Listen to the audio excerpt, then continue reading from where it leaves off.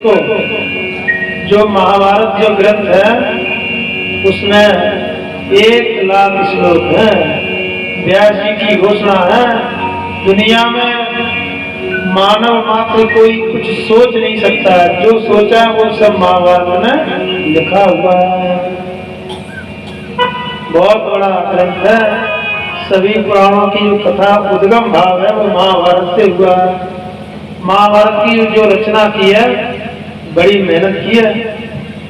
जब महाभारत जैसे ग्रंथ को लिखने के लिए वेदव्यास जी बैठे तो इतना बड़ा ग्रंथ लिखे तो समय लगेगा, तो व्यास जी ने सोचा लिखने के लिए किसी को बुला लेते हैं, हम बोलते जाएंगे और वो लिखते जाएंगे।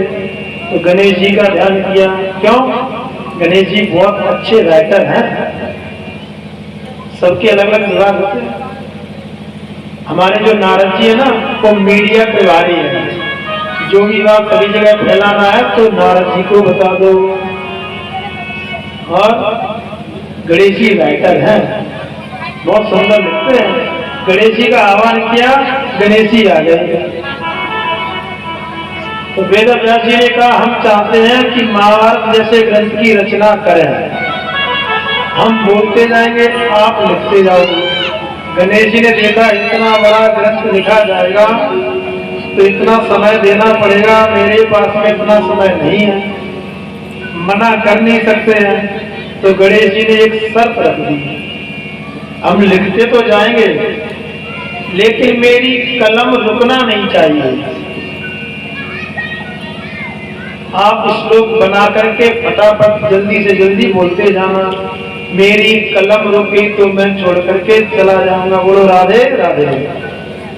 गणेश जी ने सोचा वेदव्यास जी इतनी जल्दी श्लोक नहीं बना पाएंगे दूसरा, तब तक हम उसको लिख देंगे, कलम रुक जाएगी तो चले जाएंगे। व्यास जी ने कहा मेरी भी एक शर्त है। बोले क्या? कि जो श्लोक आप लिखोगे ना उसका अनुवाद, हिंदी अनुवाद भी आपको आना चाहिए। गणेश जी ने कहा ठीक है। तो व्यास जी एक श्लोक लिख देते हैं, बोल देते हैं, गणेश जी लिख देते हैं। वेद व्यास जी हर 1000 श्लोक के बाद में एक ऐसा कठिन श्लोक बोल देते हैं कि उस कठिन श्लोक का गणेश जी अर्थ लगाते रहते हैं, तब तक 1000 नए श्लोक बना लेते हैं। बोलो राधे राधे। इतने कठिन श्लोक बोल देते हैं। उसमें से आपको एक श्लोक सुनाते हैं।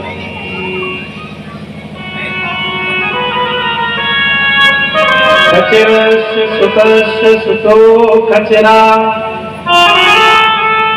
जननी खचिरी न पिता खचिरा, और खचिरेण सुतेन हतो खचिरा, तब खचिरी रोदते हार खचिरा। अब गणेश जी ने चारों तरफ अपना दिमाग घुमाया, इसका अर्थ क्या होगा? पूरे श्लोक में खचर खचर ही भरा पड़ा है, इसका अर्थ कैसे लगाएगा? तो व्याकरण की दृष्टि से फिर देखा, खचर सुतस्य सुतो खचरा, खा माने आकाश, खा माने आकाश और चर माने चलने वाला। आकाश में कौन चलता है? सूर्य भगवान चलते हैं और पवन देव चलते हैं। तो खचरस्य सुतस्य सुतो खचरा, आकाश में चलने वाले के पुत्र का पुत्र, आकाश में चलने वाले के पुत्र का पुत्र। तो आकाश में पवन देव चलते हैं और सूर्य भगवान चलते हैं। अब इनके पुत्र कौन है? पवन देव के अंश से भीम है। खचरस्य सुतस्य सुतो खचरा, और जननी खचरी ना पिता खचरा। उसकी माँ खचरी है, पिता खचर नहीं है। तो भीमसेन की जो पत्नी हिडम्बा राक्षसी है वो आकाश में उड़ती है, तो वो खचर हो गई। और भीमसेन तो उड़ते नहीं है, आकाश में नहीं चलते हैं,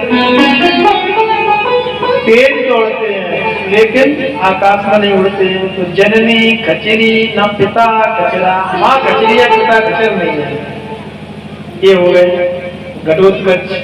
अब एक और खचर, खचरे सुतेण हतो खचरा, दूसरे खचर के पुत्र ने इस खचर को मार दिया। दूसरा खचर कौन है? तो सूर्य भगवान आकाश में चलते हैं, उनके अंश से कौन है? कर्ण है। खचरे सुतेण हतो खचरा, और कर्ण ने अपनी शक्ति के द्वारा घटोत्कच का संहार कर दिया। तो खचरी रोवते हाथ खचरा, और जैसे घटोत्कच का संहार हुआ तो ब्रह्मा राशि अपने पुत्र को लेकर के रो रही, हा पुत्र हा पुत्र। देखो ये महाभारत का उस पर्व का श्लोक है जब युद्ध चल रहा था। युद्ध चलते चलते दुर्योधन ने कहा हमारे शत्रु अर्जुन का संहार नहीं कर पाए थे, तो कर्ण ने कहा चिंता मत करो, हमारे पास में जो शक्ति है उसको चलाऊंगा तो अर्जुन का संहार हो जाएगा। कन्हैया पहुंचे और कन्हैया ने कहा घटोत्कच से तुम कैसे पुत्र हो? सच्चा पुत्र होता है अपने पिता के काम आता है। महाभारत का युद्ध चल रहा है और तुम यहाँ पर हो, अपने पिता का सहयोग करो। तो घटोत्कच युद्ध लड़ने के लिए आया, ऐसा युद्ध लड़ा उसने पहाड़ों की पर्वतों की वर्षा करने लगा। तो दुर्योधन ने कहा मुझे बचाओ। कर्ण ने कहा मेरे पास में जो शक्ति है वो अर्जुन के लिए रखी है, अगर इस पर चला देंगे तो अर्जुन पर क्या चलाएंगे? अर्जुन तो आज युद्ध में है ही नहीं। तो दुर्योधन ने कहा आज ही मरे काल को जानो, हम आज मर जाएंगे, तुम कह रहे शक्ति कल चलाएंगे। कल शक्ति किस काम की? तो जो शक्ति चलाई, तो ऐसे श्लोक उस समय का ये श्लोक है। ऐसे ऐसे कठिन श्लोकों को लिखा। ऐसे महाभारत में बहुत से कठिन श्लोक हैं। जब तक गणेश जी कठिन श्लोक का अर्थ लगाते हैं तब तक वेद व्यास जी 1000 श्लोक और तैयार कर लेते हैं। एक और कठिन श्लोक सुना देते हैं। नदी लंकेश बनार के तू, पंडित जी कह रहे सुना दो कठिन वाला, अच्छा लगता है। नदी लंकेश बनार के तू, विराट पर्व की कथा है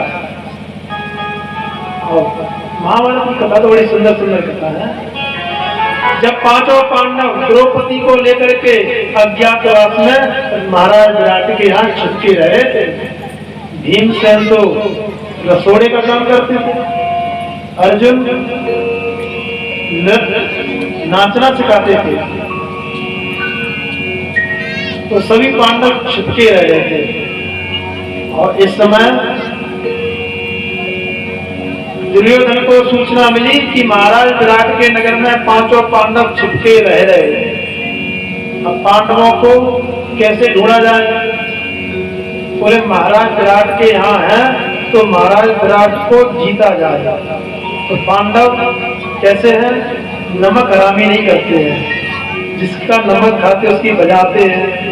जब महाराज विराट पर आक्रमण करेंगे तो उनकी रक्षा करने के लिए जरूर आएगा।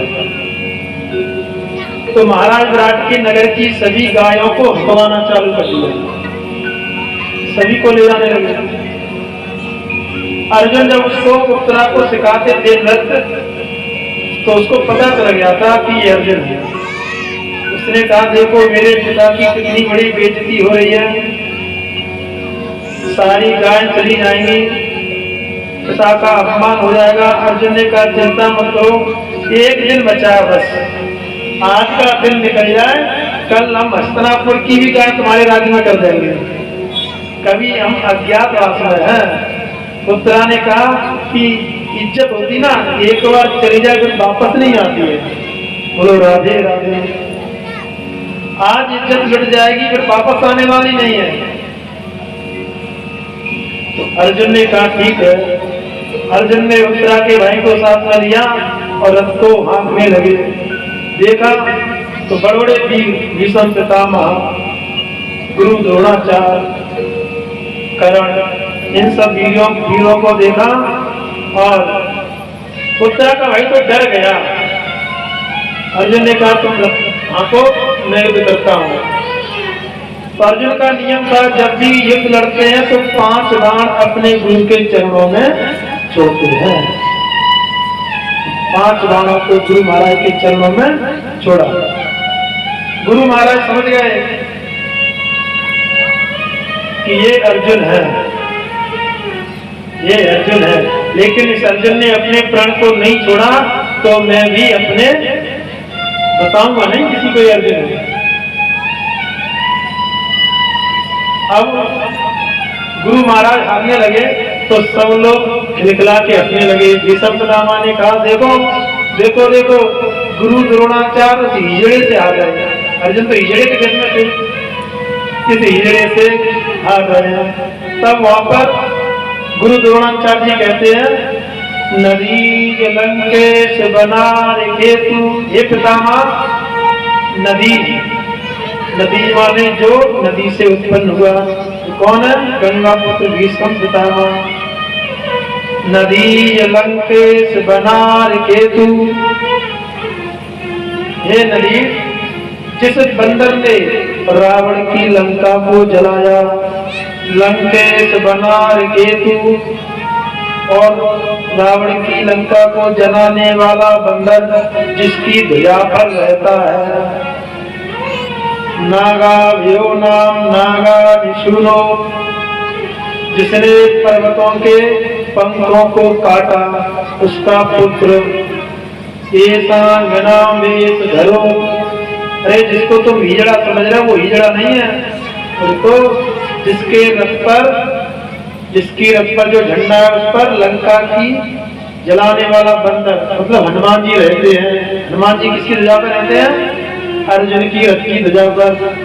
फिर भी समझ में नहीं आया तो कहा कि जिसने पर्वतों के पंखों को काटा उसके अंश वाला, तो पर्वतों के पंख को काटा था इंद्र ने, तो इंद्र के अंश से अर्जुन। नागार निशुनो ये सांगना, जो आप हिजड़ा का वेश देख रहे हो ये हिजड़ा नहीं है। ये सांगना वेश धरो किरीटी, ये तो अर्जुन है, किरीटी अर्जुन का नाम है। ऐसे कूट श्लोकों को लिखा, महाभारत की रचना हुई।